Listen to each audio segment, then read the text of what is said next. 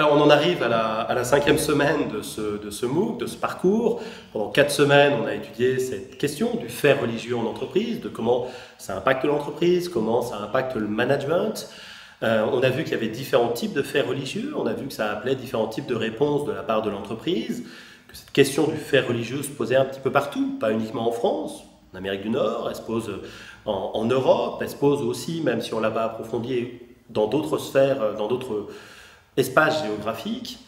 Et on a vu que ces questions de faits religieux, elles appelaient de la part de l'entreprise une pratique managériale apaisée, mais une pratique managériale qui soit à la fois rigoureuse et pragmatique pour répondre à cette question du fait religieux dans les situations de travail, pour prendre en compte les comportements au travail qui ont une dimension religieuse.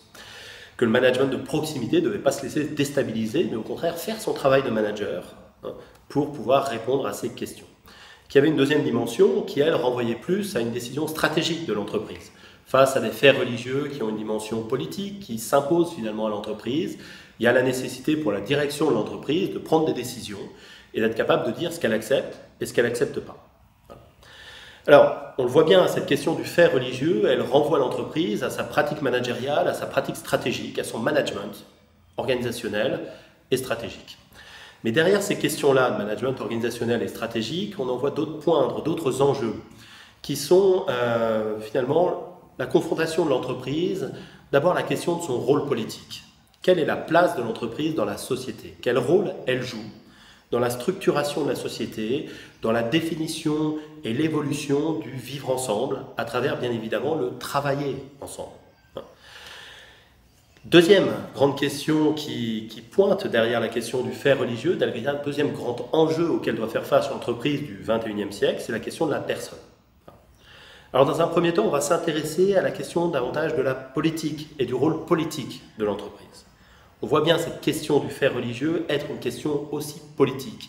Elle a trait à l'organisation de la société, quel rôle l'entreprise joue dans cette question-là, dans cette dynamique-là. Le premier élément qu'on peut souligner pour introduire cette question, c'est que la problématique du fait religieux n'est pas une problématique d'entreprise, de manière spécifique. On voit bien cette question du fait religieux se poser dans d'autres sphères, la sphère de l'éducation, la sphère de l'espace public, etc. Donc la question du fait religieux aujourd'hui, de la place des religions dans la société, la question des comportements religieux, du port par exemple de signes ostentatoires, etc. Toutes ces questions-là ne sont pas des problématiques propres à l'entreprise, mais qui se posent aujourd'hui dans l'entreprise, qui sont invitées dans le quotidien de l'entreprise. Alors, est-ce que c'est surprenant que l'entreprise y soit confrontée? La réponse est non. Et la réponse est non pour au moins 2 raisons. Alors, la première raison qui va expliquer cette implication de l'entreprise, qui va expliquer le fait que cette entreprise soit confrontée aux faits religieux aujourd'hui, c'est sans doute que la question du fait religieux dépasse la sphère de l'entreprise. Elle dépasse la sphère de l'entreprise pour se poser au niveau de la société dans son ensemble, je vais y revenir tout de suite. Mais du coup, ça percute l'entreprise parce que l'entreprise, déjà eu l'occasion de l'évoquer dans des vidéos précédentes, est au cœur de la société libérale. Au cœur de la société libérale, on trouve 2 moteurs du fonctionnement et du progrès, qui sont le travail et l'individu propriétaire de son travail, le droit de propriété totale sur son travail est un des axiomes de création de la société libérale. Et le deuxième axiome, c'est l'organisation, le fait qu'on soit dans une société d'organisation où on va organiser le vivre ensemble à travers l'organisation notamment du travailler ensemble. Et cette organisation du travailler ensemble, l'entité fondamentale, c'est l'entreprise. Que ce soit une société, que ce soit une coopérative, que ce soit une association, peu importe. On va, à travers un projet entrepreneurial, associer les forces de travail des individus qui sont libres et autonomes. Voilà.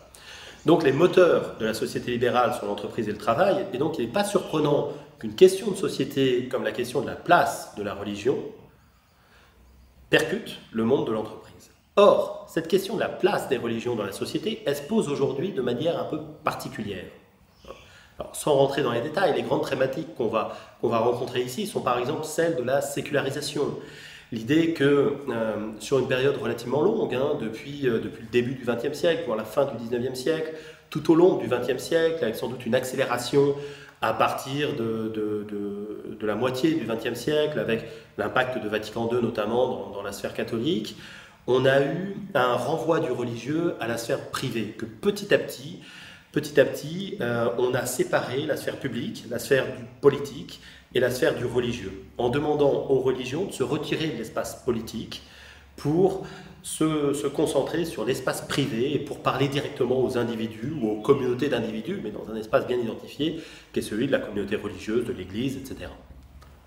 Ça a à voir bien évidemment avec l'affirmation en France du principe d'organisation publique qui est la laïcité, qui notamment à partir de la fin du 19e, du début du 20e siècle, va structurer littéralement cette dynamique et va soutenir bien sûr le mouvement de sécularisation. Je vais bien évidemment très vite sur ces questions sans rentrer trop dans les détails. Mais à partir de là se pose aussi la question de la place des églises dans la société, de la légitimité par exemple des églises à parler des grandes questions de société. On l'a vu à l'occasion du débat pour le mariage pour tous, où les églises, alors l'église catholique, mais aussi les églises protestantes, le judaïsme, l'islam également, se sont bien évidemment impliqués dans les débats sur le mariage pour tous. On se demande pourquoi il en aurait été autrement d'ailleurs, parce que bien évidemment la question du mariage renvoie très souvent aussi à la question religieuse. On associe très souvent mariage civil et religieux. Donc on pourrait penser qu'il soit légitime que les institutions religieuses parlent à cette occasion, contribuent au débat, et pourtant leur parole a été remise en cause par un certain nombre d'acteurs de la sphère civile, mais aussi de la sphère politique. Enfin, se pose la question, très souvent, la question des sociologues, les anthropologues des religions posent assez souvent la question du retour du religieux. Est-ce que le mouvement de la sécularisation que j'évoquais tout à l'heure n'est pas en train finalement d'être remis en cause par une espèce de retour du religieux, de retour des prises de parole, encore une fois, des institutions religieuses, on vient de le voir à l'instant, mais aussi d'un retour des personnes à une pratique religieuse. Avec d'ailleurs là des indices d'une sorte de transformation, d'inversion finalement des logiques. Jusqu'à relativement récemment, on avait tendance à considérer, par exemple, que la religion précédait le croire. On était dans la sphère de la religion avant même de croire en Dieu et d'avoir une pratique. Vous êtes baptisé, ou l'équivalent dans d'autres religions, vous rentrez dans une religion. Voilà, vous rentrez dans une communauté religieuse. Bien évidemment, comme vous êtes baptisé quelques jours, quelques mois après votre naissance, ça ne correspond pas à une croyance fondamentale, ça ne correspond pas à une démarche personnelle. Cette démarche personnelle, elle va se construire tout au long, ou pas d'ailleurs, tout au long du processus biographique de la personne, mais elle va être fortement influencée, bien sûr, par l'ancrage familial au départ.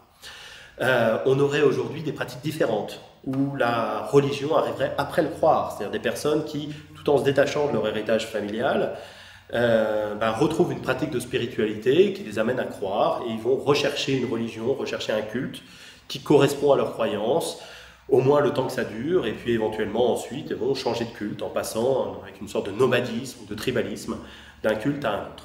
Donc on le voit, il y a une transformation de la sphère religieuse, il y a une instabilité en quelque sorte de la manière dont on perçoit la place du religieux dans la société, et il y aurait une espèce de retour du religieux qui réamènerait les religions à avoir un discours sur les questions de société, qui relégitimerait finalement des prises de position religieuses en quelque sorte. Ces questions-là, si elles se posent dans la société, elles se posent forcément, elles impactent aussi forcément l'entreprise, parce qu'encore une fois, l'entreprise est au cœur de l'organisation de la société. Le travail et l'entreprise sont au cœur de l'organisation de la société. Alors il y a une deuxième raison qui pourrait expliquer que cette question du fait religieux arrive en entreprise aujourd'hui. On pourrait considérer que dans une société comme la société française, la séparation des sphères entre ce qui est public, au sens très large du terme, je ne parle pas là du droit public, mais vraiment l'espace public et puis l'espace privé, la séparation finalement entre les deux, s'est construit au travers de ce mouvement que j'ai évoqué tout à l'heure de sécularisation, qui a été aussi rendu possible par l'évolution de la religion dominante, qui est la religion catholique, après Vatican II notamment, avec l'idée que effectivement le religieux renvoie à la personne, et donc c'est une démarche personnelle. Donc on pourrait rattacher cette émergence ou ce retour de la question du religieux aussi à l'arrivée de religions nouvelles. Alors, au premier rang desquelles, bien évidemment, dans la société française, dans le contexte français, l'islam, qui est une religion nouvelle qui, on l'a vu dans une vidéo précédente, a une approche du rapport à Dieu qui est différente. Le catholicisme, une religion de l'immanence, l'islam, une religion plutôt de la transcendance, et donc les problèmes forcément, les questions plutôt, se posent différemment. Ça se pose d'autant plus différemment que la manière dont ces questions sont reçues, dont les faits sont interprétés, dépend aussi de la manière dont les gens connaissent cette religion. Or, ils la connaissent très peu. L'islam est une religion nouvelle, il y a assez peu de culture religieuse sur l'islam qui fait partie du savoir commun des Français, des managers notamment. Et puis, c'est une religion qui interroge, parce qu'elle a une actualité qui est parfois rattachée aux guerres, au terrorisme, etc. Donc, c'est une religion qui peut aussi faire peur, et qui fait effectivement peur à un certain nombre de personnes, et donc il est normal qu'elle vienne percuter, finalement, l'organisation sociale, donc y compris dans l'entreprise. On notera d'ailleurs que ce n'est pas propre à l'islam, parce qu'on l'a vu aussi précédemment, mais dans d'autres sphères, notamment la sphère anglo-saxonne, c'est plutôt la religion scythe qui a posé ces questions-là. Je vais me risquer à une comparaison. On peut comparer l'entreprise et une commune, pour bien illustrer la dynamique politique de l'entreprise. À la tête d'une commune, vous avez un maire. À la tête d'une entreprise, vous avez un entrepreneur ou un chef d'entreprise qui va s'appuyer sur un conseil d'administration, sur un conseil municipal pour le maire, sur une équipe managériale, des directeurs de service pour une mairie, sur un comité de direction pour l'entreprise, et puis une population de salariés, etc. Et dans les deux cas, on va avoir des prises de décision qui vont impacter la vie des gens et la manière dont les gens vivent en collectivité. Dans l'espace de la commune, le vivre ensemble, pour ce qui est donc du maire et du pouvoir politique du maire et du conseil municipal, et puis le vivre au travail, le travailler ensemble dans l'espace de l'entreprise.